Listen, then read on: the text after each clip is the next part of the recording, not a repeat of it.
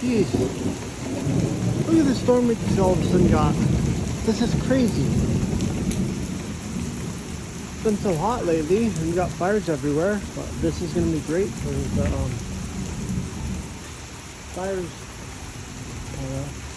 Crazy, it was actually kind of warm. Let's say about 89, 80 something. Actually opened up all the windows in my apartment and everything. And I was letting everything kind of air out and just be nice and stuff. And when Trey comes home, then I all of a sudden looked out and we got this crazy ass storm. Look at all this freaking rain. Crazy. I didn't think it was that much. Like I took the fans out of the windows because I seen the rain, and then all of a sudden just the skies have opened up. Lighting over there. It's crazy. It'd be really good for the fires though. Thunder's not.